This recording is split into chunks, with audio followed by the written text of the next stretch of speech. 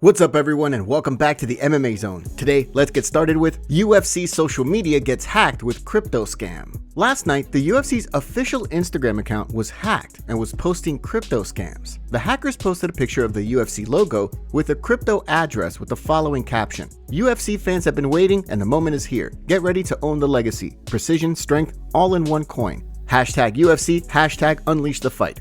And before we continue, make sure to leave a like to help support the channel. MMA Junkie reporter Mike Bond tweeted the following: UFC's Instagram account has been hacked with a crypto scam, I'm told. Be cautious out there. It took the UFC over 2 hours to delete the post. As of this recording, we have no idea how many people fell for this scam, or how the UFC's account got hacked in the first place. Hopefully, no one fell for this scam. Many people in the MMA community jokingly reacted to the situation by saying, "Still better than promoting Power Slap. Are we sure this isn't just Dana trying to fund Power Slap?" Khamzat at it again. It's weird that Dana White has a close relationship with Mark Zuckerberg and this issue was not resolved within a couple of minutes, or even within an hour. It took the UFC over 2 hours to delete the post and get their account back. Everything aside, hopefully the UFC's Instagram manager doesn't get fired for something like this, if it ended up being his fault by clicking on a suspicious link that led to the account being hacked. Sean Strickland threatens ESPN reporter. Ahead of Sean Strickland's fight with Dricus du Plessis next weekend, the outspoken and controversial former champion sat down with ESPN's Brett Okamoto for an interview.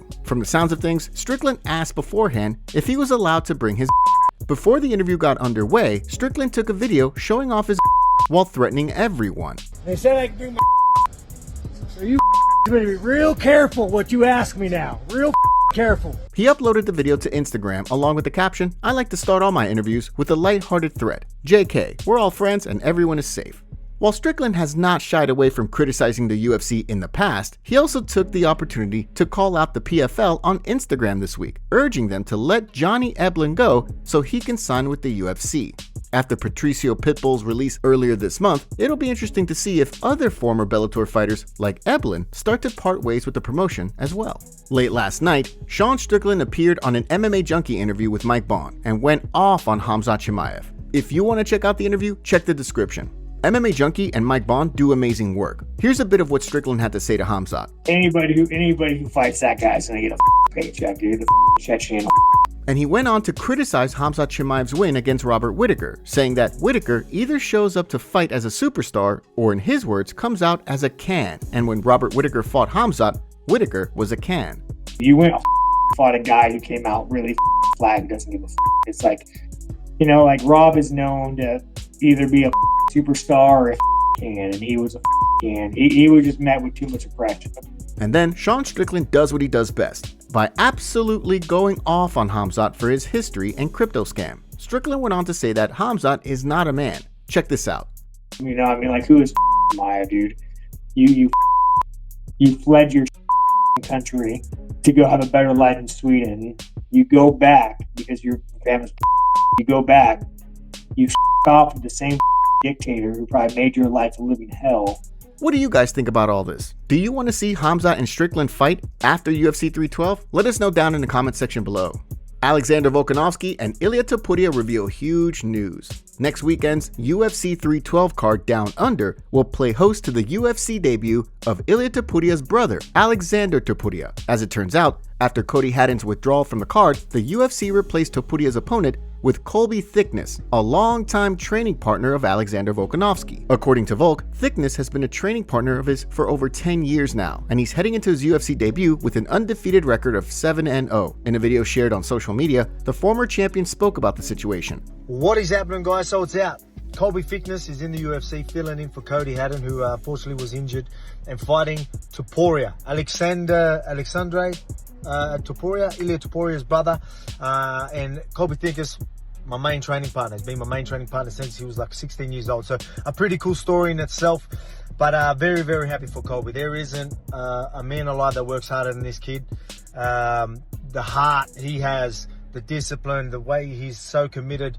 Considering the two have trained together for years, Volk is going to be in his corner come fight night, pitting he and the featherweight champ against each other as they look to corner their guys to victory. No word yet on when Volk will return to the octagon. However, the expectation is that when the time comes, he and Alexander Volkanovski will collide in a highly anticipated rematch.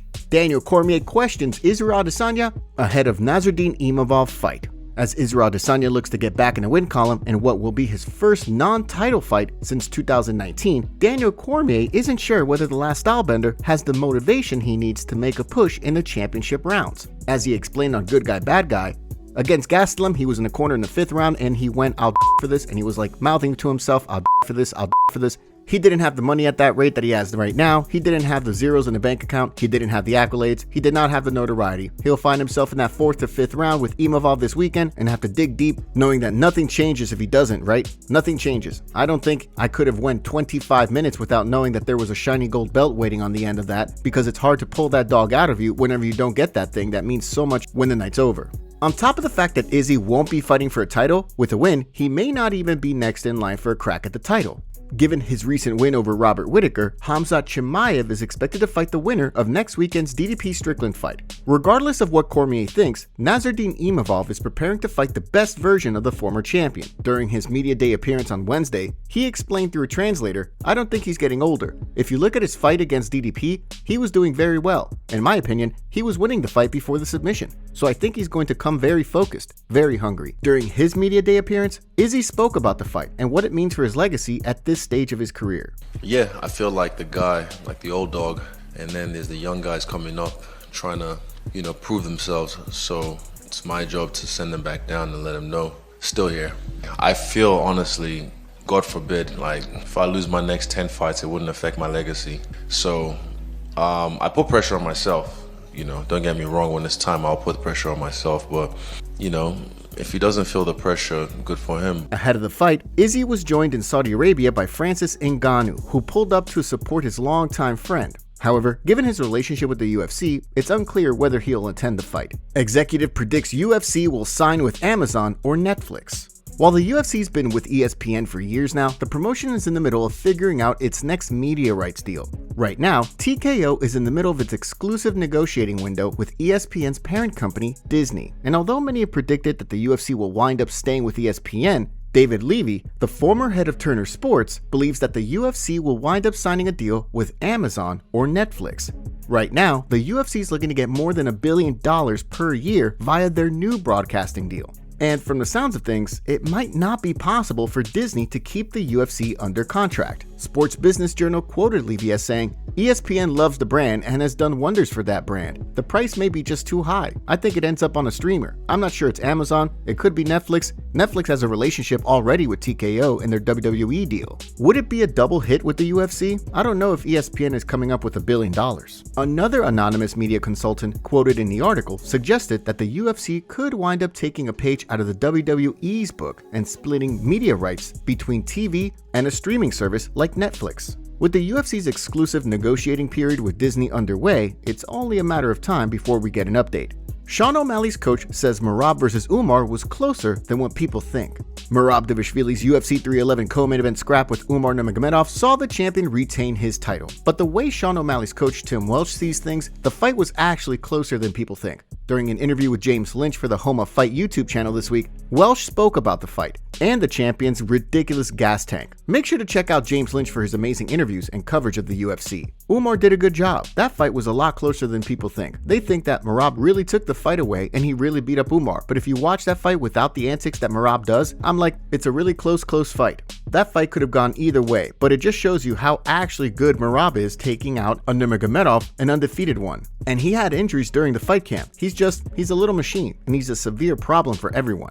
Despite all that, Welch did say that he believes there are ways for Sean O'Malley to get the win if he and the Machine share the octagon together again. The big question, of course, is whether Sugar Sean winds up getting an immediate title shot once he's healed up from hip surgery, or whether he fights another top-ranked contender like Corey Sandhagen to earn another title shot. UFC updates. Heading into this weekend's card in Saudi Arabia, the UFC has been busy booking fights for upcoming events. First up, we got an update on Asu Almabayev, who was previously set to fight Steve Erceg on March 1st. After Erceg's withdrawal, Almabayev will now collide with Ilia Nascimento, who hasn't fought since a submission win over Carlos Hernandez in January of 2023. Just a few weeks later, Su Young Yu and AJ Cunningham will throw down in the UFC Vegas 104 card, with Yu fresh off a win in his UFC debut and Cunningham coming off a loss to Ludovic Klein in his UFC debut back in March. When the UFC heads to Mexico at the end of March, Julia Polastri will now collide with Lupi Godinez, who's stepping in while on a 2-fight skid after Yasmin Jauregui withdrew from the card.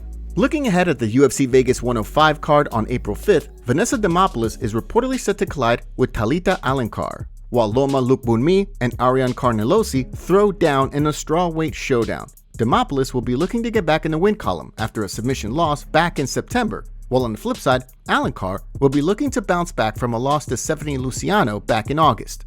In the case of the Loma Carnelosi fight, Loma is going to be looking to build on a 3-fight winning streak, while Ariana Carnelosi looks to pick up her 2nd win in a row. Last but not least, a flyweight title fight between Alexandre Pantoja and Kai Kara France is reportedly in the works for the UFC 314 card this April, but so far, nothing's been finalized yet. Shara Magomedov makes promise to Michael Page ahead of fight. Throughout his MMA career, Shara Magomedov has never shot for a takedown, and although Michael Venom Page had a tough time dealing with the grappling of Ian Gary in his UFC debut, Shara has no plans of grappling his way to a win when the two share the octagon this weekend in Saudi Arabia. While speaking through a translator, he made a promise to MVP ahead of their fight during his media day appearance on Wednesday. "I've had 20 fights in MMA at this point, and I've never went for a takedown. I watched his fights. It doesn't look like he goes for takedowns too much, but I'm going to be that person. I'm going to make MVP be the first one to jump for a takedown." On the flip side, MVP said during his media day appearance on Wednesday that although he doesn't plan to shoot for a takedown, this is MMA and he has no problems taking the fight to the canvas if need be. "I'm happy to shoot a takedown. This is an MMA game, so I'm happy to do it. I've been working on that area, but I don't feel like I'll need to. There's a difference. I may get to a point where I feel like it may be worth draining him out on the floor a little bit, landing some shots, elbows on the floor, so I may do that, but I don't think I'm gonna need to. Whereas if he shoots a takedown, it'll be for a completely different reason." Ahead of the fight, Shara got to spend time with Cristiano Ronaldo, who plays for Saudi Arabian club Al Nassr FC, with the undefeated contender pretending to shoot for a takedown when they first met. Easy, how are you? Good?